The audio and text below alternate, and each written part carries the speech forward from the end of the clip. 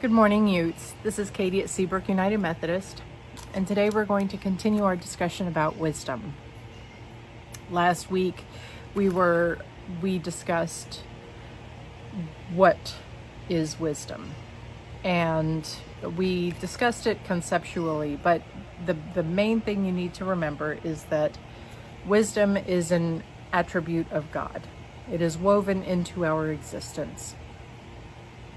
And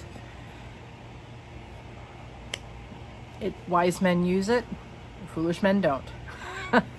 You cannot fully appreciate wisdom unless you read the trilogy. So if you think of the Bible as a library, we're in the genre of wisdom, and the genre of wisdom has three main books, and that is Proverbs, Ecclesiastes, and Job.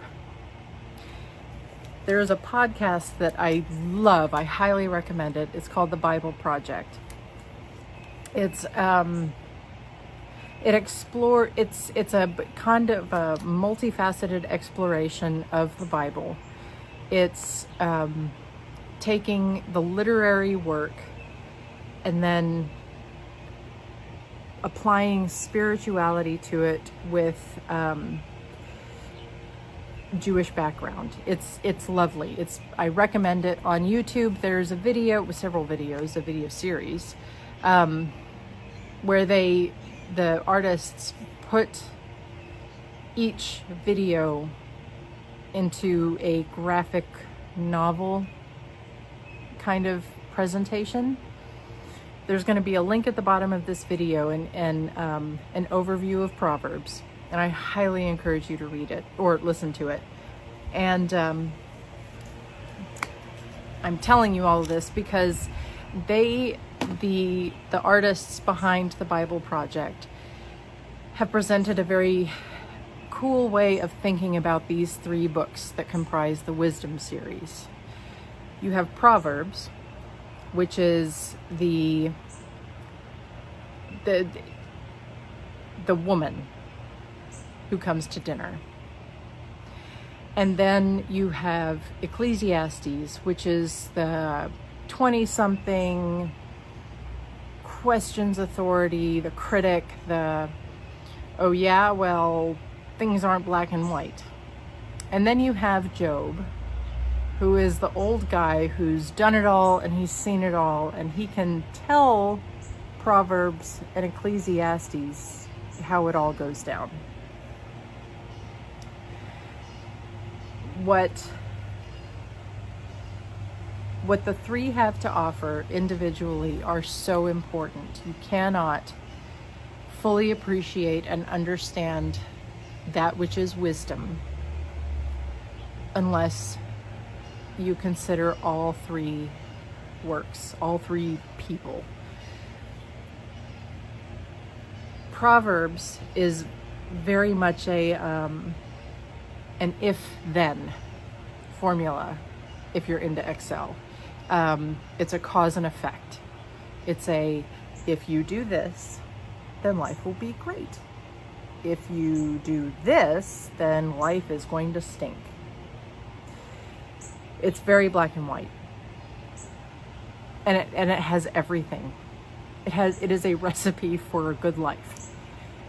Then you have Ecclesiastes, the 20-something, who's very cynical and very critical, who says there's this ugly thing called chance, which throws everything out of order. Remember, we talked about how wisdom is kind of like bringing order to everything, the integration of order. Ecclesiastes, hits the table and during dinner and says, well, sometimes it's not so black and white. Sometimes good people suffer. Righteous people have been known to suffer. So then you turn to Job, who is also at the table, and Job says, well, yeah, I could talk all day long about how bad things happen to good people. Just look at me. I am a righteous man. Even God says so. But I have lost my home, my family, my wealth, everything. So where does that put the wisdom of Proverbs? We're going to go into all of this over the next couple of weeks because this will never be able to fit into one video. But what I would like you to do this week, if you will be so kind, is when you open your goodie bags, read the insert. It's going to give you a brief description of each of these 3 books. And I want you to tell me which of the 3 you identify with the most. I think this will be very, very interesting. Because it really, you can't have, you need all 3 books. But all of us identify in this time and place with one book more than the others. And it's important to remember that identification is going to change as you get older. So, let me know. I'm going to be checking in on you. Let me know which book you identify with. I'll see you next week.